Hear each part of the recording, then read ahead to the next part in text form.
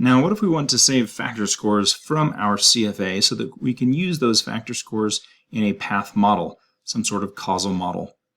What we would do is, during a regular CFA, make sure listwise is on under data, and make sure analysis estimator is MLM.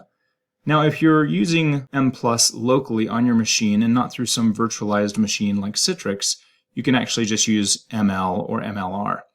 But if you're on Citrix, we've found that MLM works best, and the others don't consistently create a file that has data in it. Specify your model with latent factors, and then the commands you'll need are save data, and saying that the file is, and then you have to input the path to a directory you are allowed to write in. Again, if you're on a local machine, like on your own computer, and not virtualizing through Citrix, you can just write to the directory you're in. If you're on Citrix, you may have to move directories. That's what I'm doing right here. I had to move out to my H directory, go to the My Documents folder, and then place a new file called myfactorscores.dat. I'm going to reduce this down to just factorscores.dat, and it should save that file in that directory. And then I can come move it back to this directory if needed. Tell it to save factor scores, and the format in this case is free.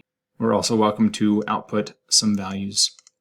When we run this, let me save and run, you'll see the output works, it executed normally, and if I want to see that file, I can go to my H drive, go to My Documents, and you can see this is the file, factorscores.dat, that I just generated.